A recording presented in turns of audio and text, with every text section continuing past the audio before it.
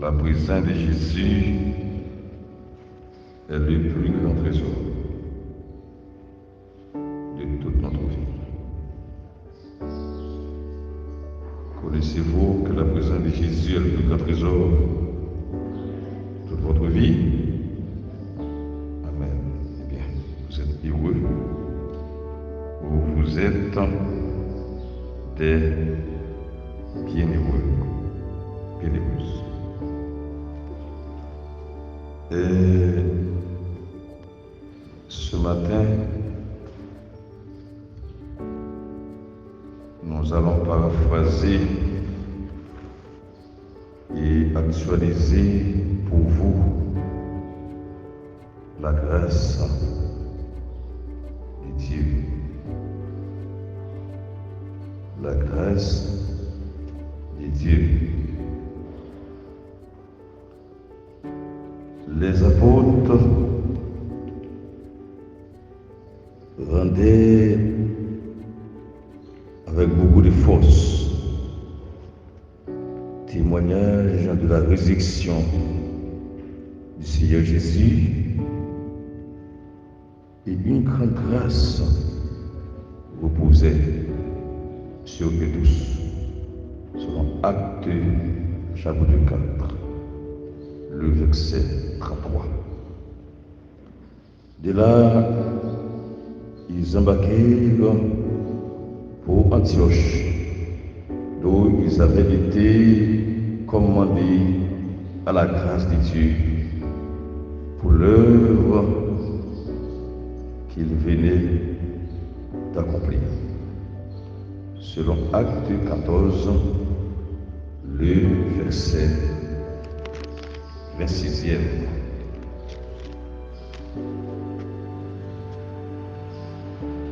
La première interrogation: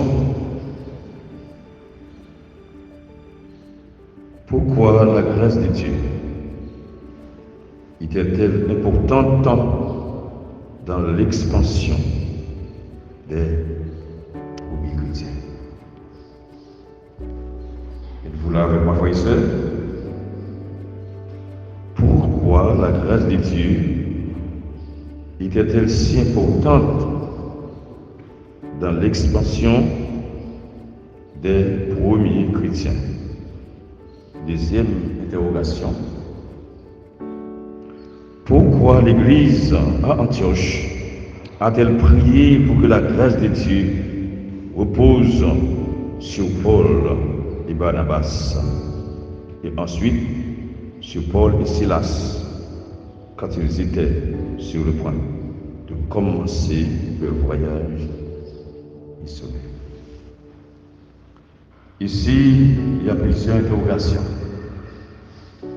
Mais avant tout, regardons avec moi la signification. La signification de la grâce. Le sens le plus commun du mot grâce est la faveur imméritée de Dieu. Le sens le plus commun du mot grâce, c'est quoi? C'est la faveur totalement imméritée ou la faveur non méritée de Dieu. Et aussi, c'est la disposition bienveillante de Dieu envers l'homme ou envers les hommes. Oui, frères et sœurs bien-aimés, quand on disons c'est la faveur non méritée de Dieu, c'est-à-dire, bien que nous étions des pécheurs, dignes du jugement, Dieu nous a aimés et nous a pardonnés. Amen. Des petits pécheurs, donc dignes du jugement. Et si quelqu'un vous dit, qu'est-ce que vous avez mérité? Qu'est-ce que vous allez répondre? Qu'est-ce que vous avez mérité? La mort. En quoi? Et ensuite, pas seulement la mort. Avant l'apparition de la mort ou la présence de la mort ici-bas. Donc, il y a eu quelque chose avant. Parce que Dieu, pour juger, procéder au jugement de l'homme, après la faillite ou sa faillite dans le jardin d'Éden, qu'est-ce que Dieu a fait? Premièrement, c'est pas la mort. La mort, nous savons véritablement, c'est une sanction de Dieu. Je ne disconviens pas. Ça veut dire que je ne le nie pas. Mais ce n'était pas la mort. Il faut prier à la paix. Oui, la perte de la présence de Dieu. Et oui, nous pouvons la constater. Je n'ai pas de problème. Mais quand même, il y a quelque chose que Dieu fasse avant et même de prononcer ses sanctions. Dieu a érigé son tribunal de haute cour de justice. Amen. Parce que notez bien, l'homme, on peut dire, était dans une salle interrogatoire. Donc, il a été interrogé par qui? Par Dieu, vous vous souvenez? Je t'appelle, l'homme, Adam, où es-tu? J'ai été caché hors de ta présence.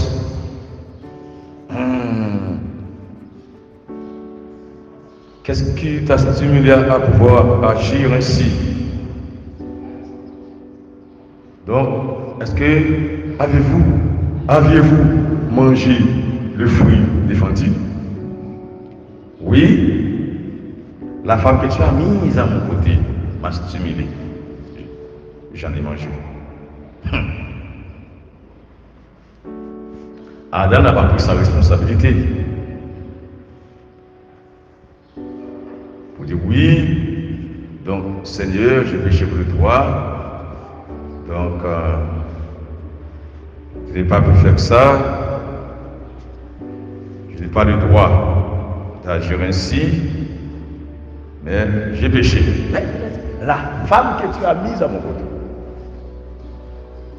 comprenez-vous ce que cela signifie? Donc, ça veut dire, eh bien, l'interrogatoire, l'homme était dans une salle d'interrogatoire, la femme aussi. Seulement le serpent, Satan, parce qu'il n'y avait aucun plan pour Satan le diable. Amen. Le plan de Dieu pour Satan était déjà mis à l'exécution. Pourquoi? Satan était déjà condamné. C'est pourquoi Dieu, avant de chasser l'homme dans ce grand centre économique du monde, avant de chasser l'homme dans son royaume, Jardin d'Éden était le royaume de Dieu. Amen. Donc, je le dis toujours, c'est le centre de production.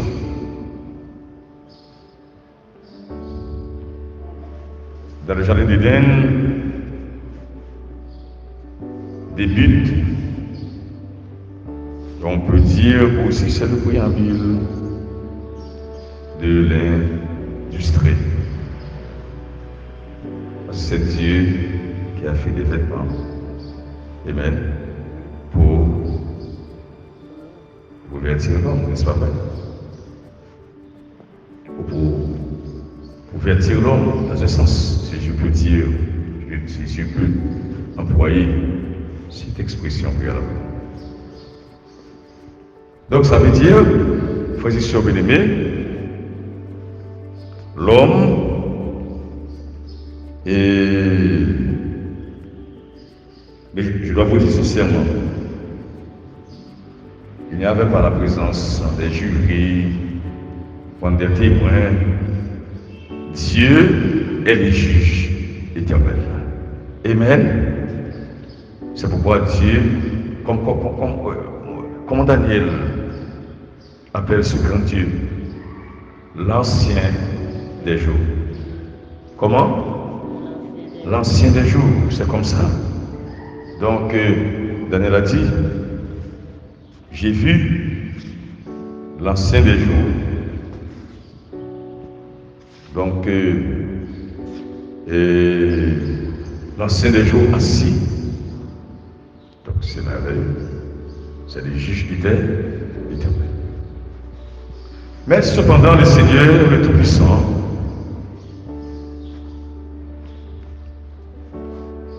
a laissé une porte ouverte.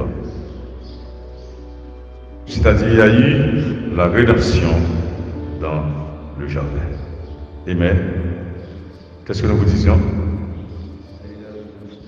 Dans Genèse 3, verset 15. Ici, nous parlons de la grâce de Dieu. C'est une fenêtre de la grâce. C'est une fenêtre de la grâce qui a été ouverte. Dans Genèse 3, verset 15, je mettrai une inimitié entre toi et qui? Et encore.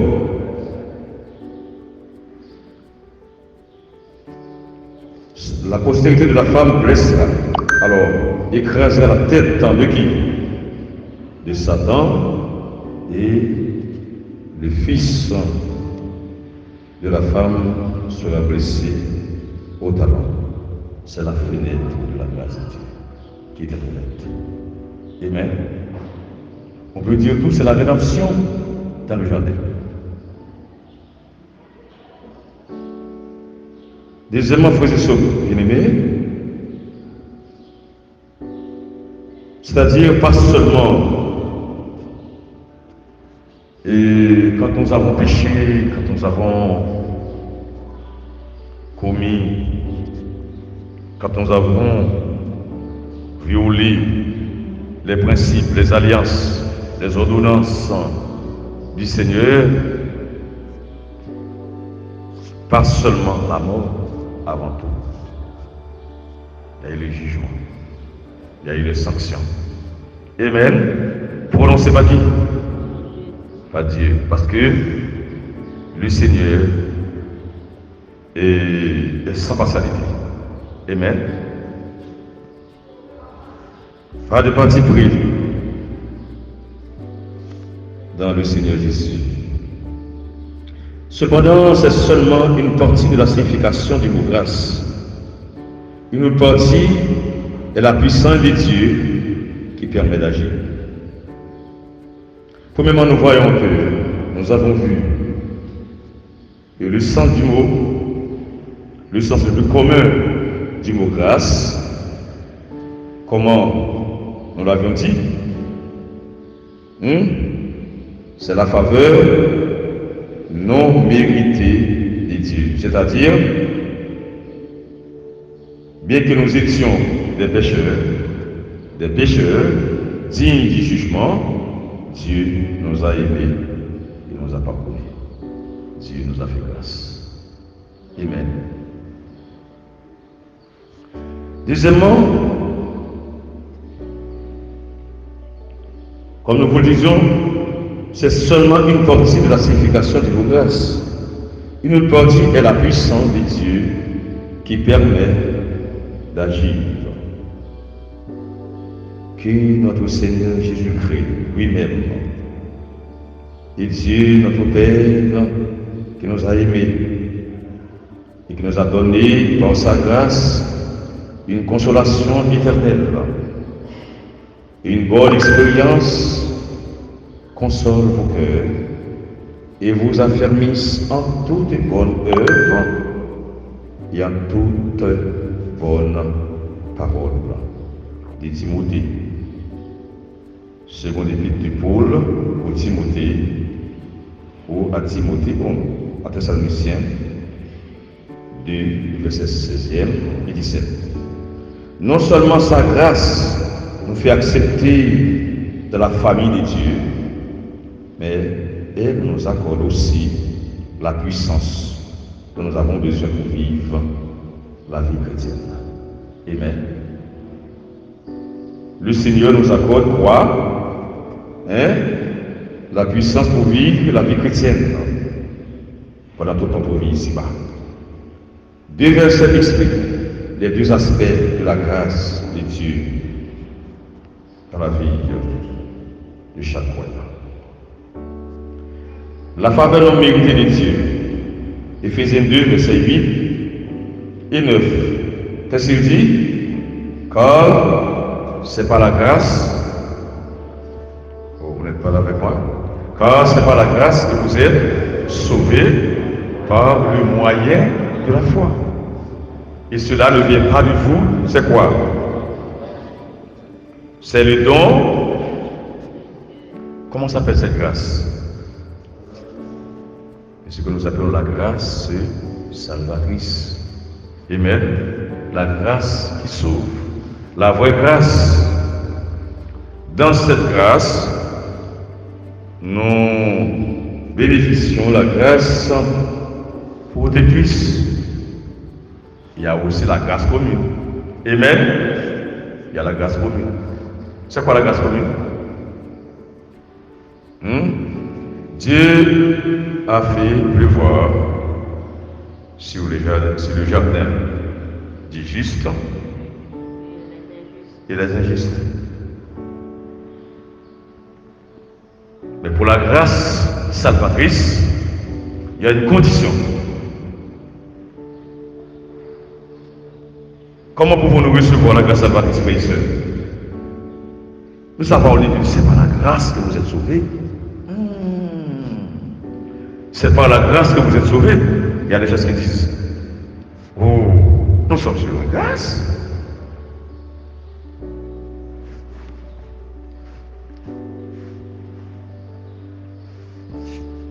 Bon, si je vous donne quelque chose, je te fais un don. Je te fais un don, tu ne veux pas le recevoir. Qu'est-ce qui va se passer? Quelle est votre réaction? Non.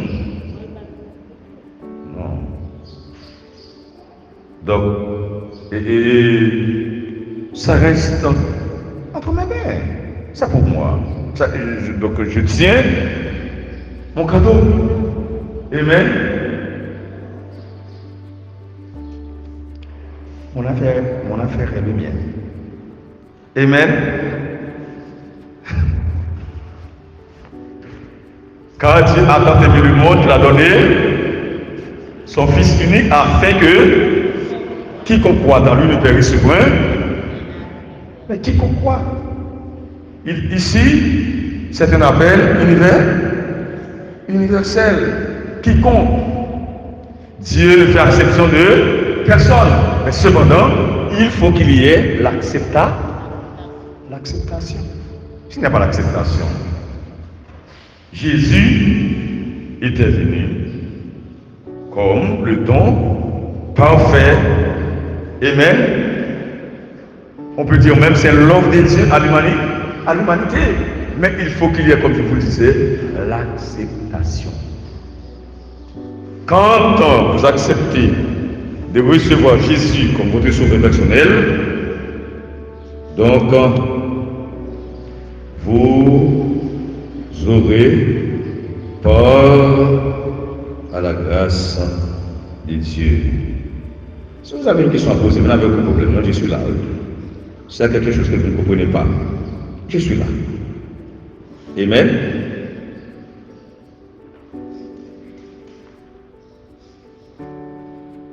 Yes, continuons. La puissance de Dieu qui permet d'agir. En lui, Dieu nous a élus avant la fondation du monde pour que nous soyons saints et irrépréhensibles devant qui? Devant lui, nous ayant prédestinés vers son amour à être ses enfants d'adoption par Jésus-Christ selon le bon plaisir de sa volonté, à la louange de la gloire de sa grâce qu'il nous a accordée en son bien-aimé. Éphésiens 1er, le verset 4 et 6.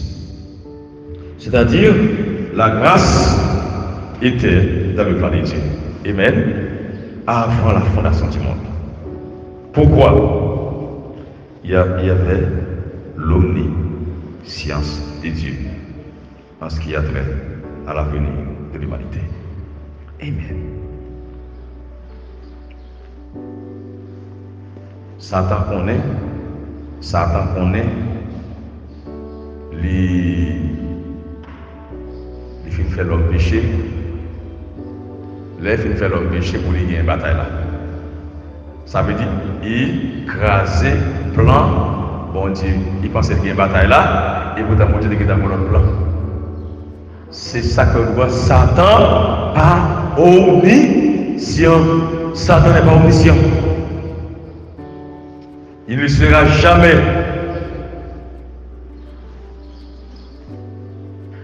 omniscient.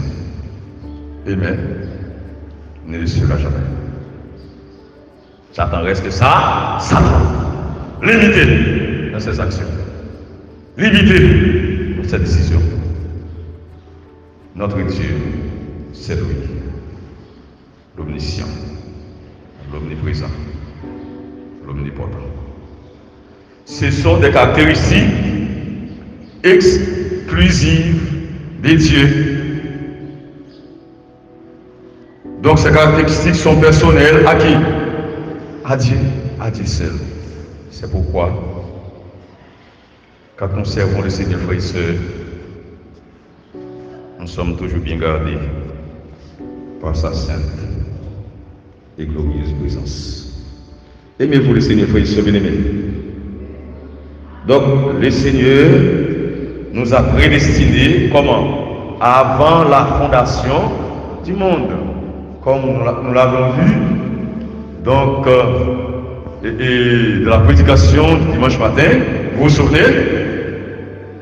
Le Seigneur nous a réservé d'avance. Pourquoi Dieu a pu faire ça? De par sa grâce pour nous, frères et sœurs bien-aimés. Deuxièmement,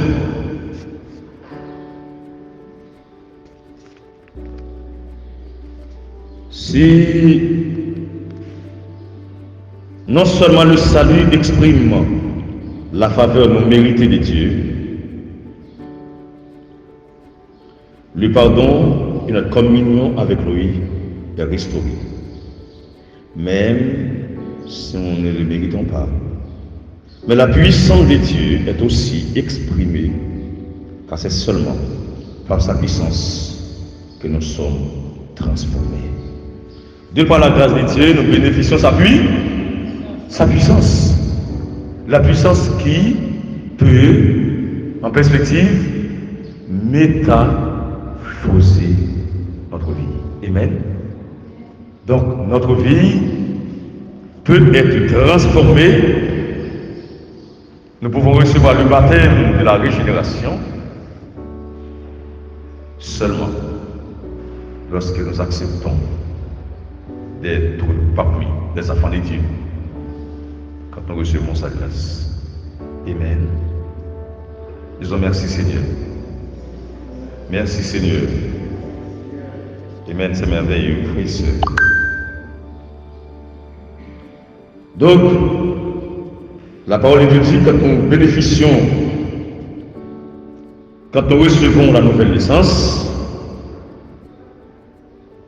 et il y a un verset biblique que tout le monde, on peut dire qu'on est.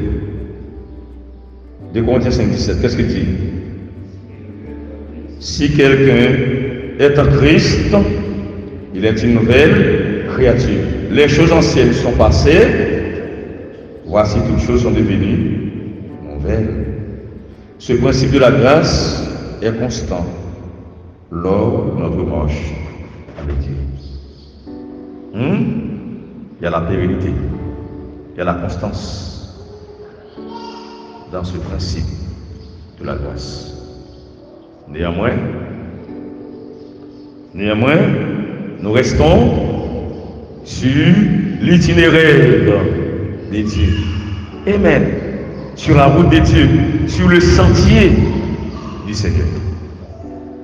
Aimez-vous le Seigneur, frères et sœurs? Oh, ça veut dire qu'il y a des conditions pour la grâce. Hein?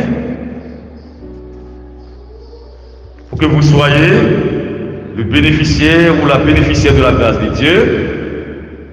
Donc, il y a des conditions, frères et sœurs bien-aimés. La grâce, habillée. Imaginez un grâce, vous avez un grâce, vous avez ça. Imaginez un grâce, vous avez un grâce. Vous avez dit, vous avez tout, vous avez péché dans la grâce.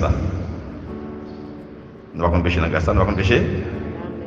Nous allons pécher dans la grâce, nous allons pécher dans la grâce. Mais, vous devez pécher par accident, mais ce n'est pas une planification préalable. Dieu n'accepte pas. Amen. Regardons, frères et sœurs bien-aimés, ce que le Seigneur peut nous enseigner ce matin, parce que je vais terminer avec vous. Et samedi si Dieu le veut, c'est notre frère Léger qui proclame, qui sera le prédicateur ce matin, pour samedi matin. Notre frère Léger sera le prédicateur. Amen. Et bientôt aussi, ce sera la sœur, la sœur Dominique. Bientôt, ce sera la sœur 8. La sœur 8 Mania, la sœur 8. Oui, il faut se sauver de lui. Qu'est-ce que le Seigneur dit dans 2 Pierre, chapitre 3, verset 18? Croissez dans la grâce et dans la connaissance de notre Seigneur et Sauveur Jésus-Christ. Nous devons croître au frères et sœurs dans la grâce de Dieu. Qu'est-ce que ça veut dire? Nous devons grandir dans la grâce de Dieu. C'est-à-dire, nous ne devons pas être des chrétiens monotones, n'est-ce pas vrai? Et statiques, dans un sens. Nous devons grandir dans la grâce du Seigneur. Amen. Aimez-vous le Seigneur, frères et sœurs? Regardons la parole de Dieu pour terminer. La grâce fait donner aux héros de la foi. Les héros de la foi ont bénéficié de la grâce de Dieu. La force opératrice de la grâce est révélée dans la vie d'hommes et de femmes à travers la Bible entière. Chaque héros de la foi a commencé sa marche avec Dieu, pleinement conscient de sa faiblesse et de son incapacité. Amen. Quand vous êtes conscient de votre faiblesse et de votre capacité, vous savez que vous êtes limité. Amen. Eh bien, vous avez besoin de secours de ce grand Dieu merveilleux et tout-puissant. L'homme en général a besoin du secours du Seigneur. Amen. C'est Dieu qui peut nous donner ce que nous appelons l'assistance providentielle. Si nous lisons le psaume 46, qu'est-ce qu'il dit? Dieu est pour nous un refuge et un appui, un secours qui ne nous manque jamais dans la détresse. Amen. C'est l'assistance providentielle que le Seigneur nous accorde, nous alloue.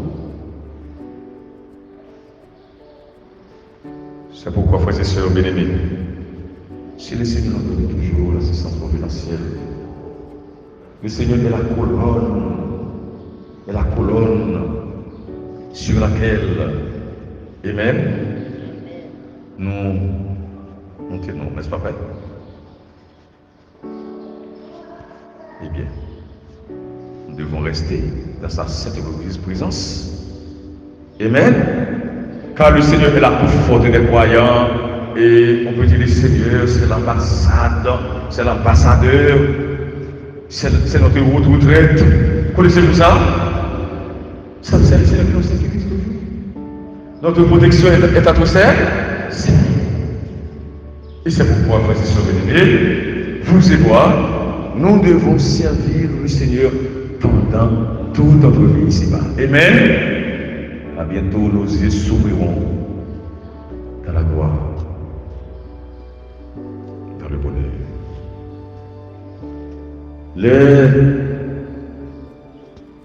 Les héros de la foi, frères et sœurs bien-aimés, savaient leur faiblesse, leur incapacité de pouvoir se diriger eux-mêmes. C'était seulement en permettant à la grâce de Dieu, sa puissance, qui nous permet d'agir, de travailler dans la vie, de travailler dans sa vie, qu'il a pu devenir le genre de personne que Dieu voulait et ainsi accomplir le plan, le dessein que Dieu avait pour sa vie, que Dieu avait pour nous. La grâce dans la vie de Moïse pour terminer. Amen. Moïse aussi a pu bénéficier quoi? La grâce de Dieu. Dans le livre d'Exode, chapitre 3, verset 11 à 13. Exode chapitre 4, verset 1 à 13. Le commandement que l'Éternel donna à Moïse n'était pas facile, frères et sœurs. L'Égypte était l'empire qui dominait le monde, c'est-à-dire la première puissance mondiale à l'époque. C'était une nation méchante et Pharaon, son leader satanique, était un homme méchant. Amen. Mais le peuple de Dieu, le Seigneur, dans son plan pour Israël, comme il a fait cette promesse à Moïse, et tes enfants seront étrangers dans un pays qui ne sera pas ailleurs. Ils y seront asservis pendant combien de temps? 400 ans. Oh, ce peuple, frères et sœurs, les enfants d'Israël seront opprimés. Amen. Mais le Seigneur dit à Abraham, je jugerai la nation à laquelle ils seront asservis. Et maintenant, mon alliance avec toi, tes enfants seront de retour dans ce beau pays que je te donne en possession, le Canaan. Amen. Mais le Seigneur nous a fait cette promesse, le Canaan aussi, la promesse de Canaan aussi. Quel Canaan? Le Canaan céleste. Bien, nous devons rester dans la présence de Dieu pour que nous puissions avoir accès à ce Canaan céleste. Autrefois, quand Pasteur Provin voulait se retirer ici à l'église du Bon Samaritain, voulait se rendre ailleurs, et le Seigneur a pu communiquer à une sœur de l'église pour dire à Pasteur Provin, je te mets aux côtés de Pasteur Jean-Baptiste pour que tu bénéficieras la nouvelle que vous avez. Amen. Il dit, mettons que le pasteur Jean-Baptiste là, mettons de l'autre côté. Il dit, quand le pasteur, dit pasteur confesse, quand le pasteur Jean-Baptiste mettez-le pour qu'il bénéficie de Nouvelle Jérusalem. Bon côté, bon Dieu, qu'on a eu. Est-ce que nous voyons ça? Disons, béni soit l'Éternel. Aimez-vous le Seigneur, frères et sœurs. C'est-à-dire, donc, la Nouvelle Jérusalem est là. Mais il y a des conditions pour que nous puissions y arriver dans cette belle ville céleste bénie. Dans Romains, le chapitre 6, l'épître de Paul aux Romains, le chapitre 6, le verset 8 à 11. Car il est mort une fois pour toutes, il est revenu à la vie, et c'est pour Dieu qu'il vit. Jésus était mort. C'est Jésus qui nous a délivrés de la mort. Comment? Du péché, de l'enfer, de par sa résurrection, de par sa grâce. Oui, c'est lui qui nous a délivrés de la puissance des ténèbres, nous a transportés dans le royaume du Fils de son amour. Tous les hommes et les femmes nés dans le monde sont nés dans le royaume des ténèbres. Tous les femmes et les hommes sont nés dans le royaume des ténèbres. David a dit, ma mère m'a conçu dans le péché, mais tu veux que la vérité soit au fond? Seulement c'est Jésus qui a été conçu comment? Par le Saint-Esprit. C'est pourquoi on l'appelle le Saint-Enfant. Et même, c'est son sang qui peut sauver, qui accorder le salut à l'humanité. Pour terminer, tous les hommes et les femmes qui sont nés dans le monde, sont nés dans le royaume des ténèbres. Ils sont nés esclaves au dictateur Satan. La seule manière de sortir de ce royaume est par la mort. Par la mort, par la résurrection du Seigneur. La seule manière d'entrer dans le royaume de Dieu est par la naissance, par la nouvelle naissance. Jésus est devenu à la fois notre mort et notre nouvelle naissance. Nous déclarons cela par le baptême que nous avons reçu dans le Seigneur.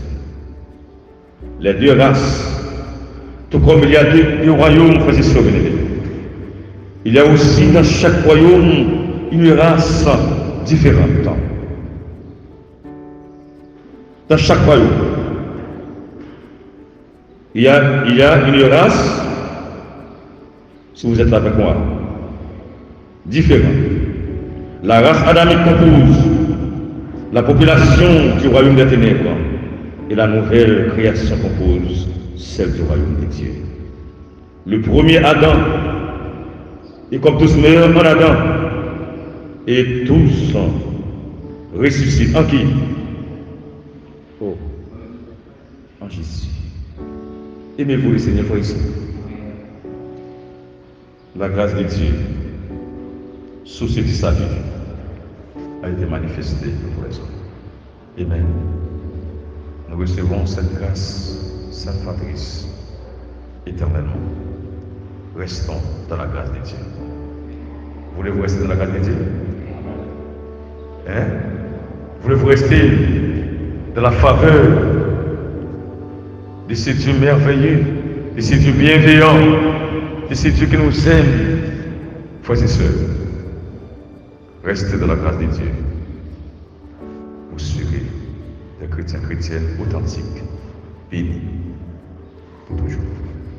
Qu'il en soit ainsi pour vous. Que le Seigneur vous bénisse. Amen.